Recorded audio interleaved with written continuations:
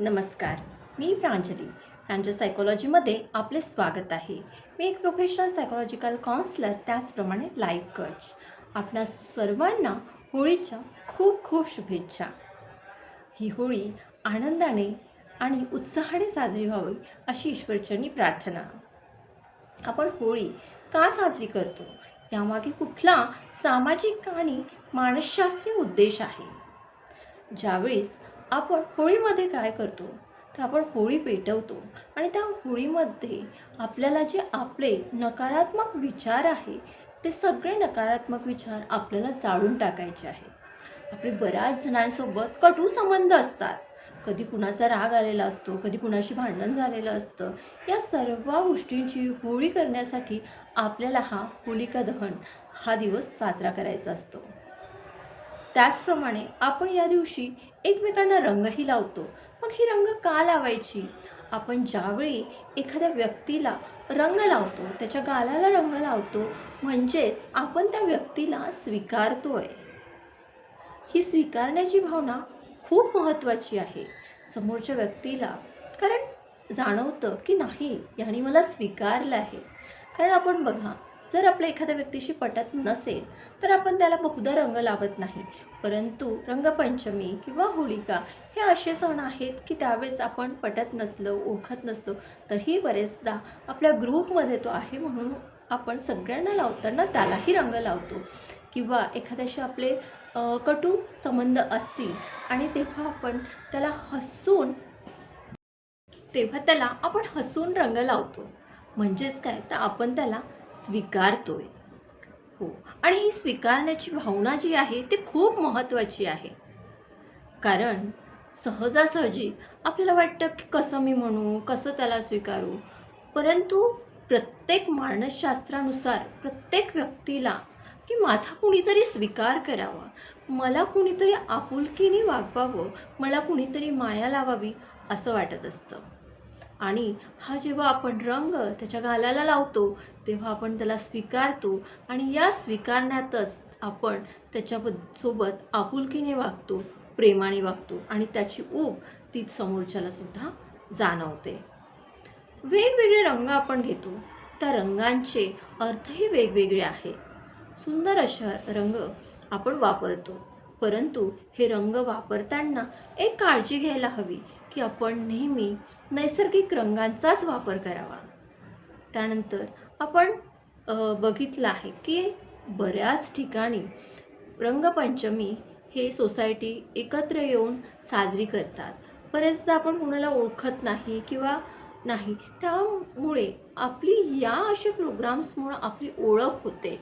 आपल्याला अनेकांसोबत आपले संबंध दृढ होतात आणि ज्यावेळेस आपण आनंदाने एकत्रित येतो, त्यावेळेस आपल्या शरीरामध्ये जो डोपामाइन आहे की जो आपल्याला आनंद आणि हॅपी हार्मोन ज्याला आपण म्हणतो, तो सिक्रेट होतो. सेरोटोनिन आणि डोपामाइन हे दोन्ही हार्मोन्स सिक्रेट होतात आणि आपण आनंदी राहतो.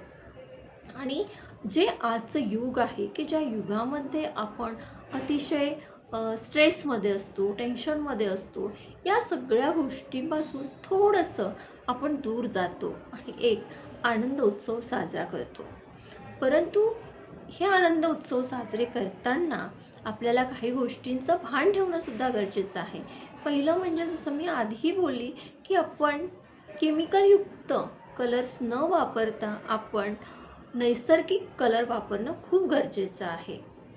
त्यानंतर जो काही आपण पाण्याचा अपव्यय करतो, तो अपव्यय करू नका. तर तुम्ही कोरडी होळी खेळण्याकडे जास्तीत जास्त आपला कल ठेवा. त्यानंतर बरेच जण काही वाईट प्रवृत्तीचे म्हणा किंवा काही म्हणा की ज्या एखाद्या व्यक्तीला आपल्याला रंग लावायचा आहे, त्या व्यक्तीची अनुमती असेल तरच रंग लावा. कारण बऱ्याच जणांना कलरचं इन्फेक्शन होतं, त्याच्या स्किनला सूट होत नाही आणि त्यावेळेस आपण त्यांना कलर लावला तर खूप मोठा प्रॉब्लेम होऊ शकतो. तेव्हा कलर लावताना समोरच्याची संमती घेणंसुद्धा तेवढंच महत्त्वाचं आहे. त्यानंतर आपण बघितलं की जी लहान मुलं आहे, त्या लहान मुलांना व्यवस्थित प्रिकॉशन घेण्याचं सांगणंसुद्धा गरजेचं आहे की होळी खेळताना आपल्या डोळ्यात कलर जाणार नाही, कारण मुलांना कळत नाही की काय त्याचे परिणाम होऊ शकतात, वाईट परिणाम होऊ शकतात. तेव्हा पॅरेंट्स ॲज अ पॅरेंट्स हे आपलं काम आहे की त्यांना योग्य आणि सुरक्षित होळी कशी खेळायची ते सांगणं गरजेचं आहे. त्याचप्रमाणे कसं आहे, होळी हा सण साजरा केलेला आहे की तुमच्या मनातील वाईट गोष्टी, वाईट मत कोणाविषयी असेल, द्वेष असेल, मत्सर असेल, ते या होलिकात दहन करून टाकावा.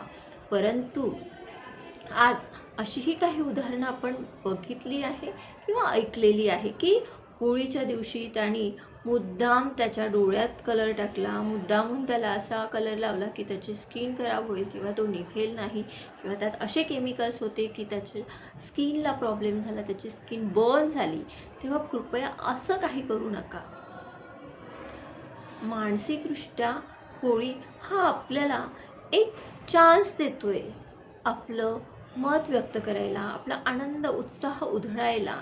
तुमचं जे दुःख आहे ते दुःख साचून न ठेवता ते रंगांसारखं उधळून टाका, म्हणजेच त्यांना काढून टाका आणि आनंद आपल्या मनात घेऊन चाला. आणि बघा, तुमचं आयुष्य किती सुंदर आणि छान बनतं. भगवान श्रीकृष्णसुद्धा आपल्या गोपिकांसोबत असेच रंगपंचमी खेळायचे. तशीच रंगपंचमी आपल्याला आपल्या फ्रेंड्स, रिलेटिव्ह सोबत खेळायची आहे. तर तुम्ही सज्ज आहात ना आपल्या होळिका आणि रंगपंचमीसाठी? फक्त ज्या काही गोष्टी आहेत त्या लक्षात ठेवा. आपल्याला ही होळी, हे बघा, जे काही आधीचे आहेत म्हणजे जुन्या काय पौराणिक कथा आहे त्या आहेतच, परंतु आज याला नवीन एका सोशल आणि सायकोलॉजिकल पॉईंट ऑफ व्ह्यूने आपल्याला हा सण साजरा करायचा आहे. तेव्हा तुम्ही सगळेजण होळी आणि रंगपंचमी नक्की आनंदाने साजरी करा. आपलं डोपामाइन अँड सेरोटोनिन खूप छान सिक्रेट होऊ द्या आणि हा आनंद वर्षभर तसाच टिकून राहण्यासाठी प्रयत्नशील व्हा. कारण ज्या आठवणी आहेत होळी खेळण्याच्या, रंगपंचमीच्या, नाचण्याच्या, या खूप अनमोल असतात. त्या जपून ठेवा आणि आनंदी राहा. पुन्हा तुम्हाला होळी आणि रंगपंचमीच्या खूप खूप शुभेच्छा. तुर्तास इथेच थांबते. प्रांजल सायकोलॉजी या यूट्यूब चॅनलवर जर नवीन असाल तर चॅनलला नक्की सबस्क्राईब व्हा. तर मी आता रजा घेते. धन्यवाद.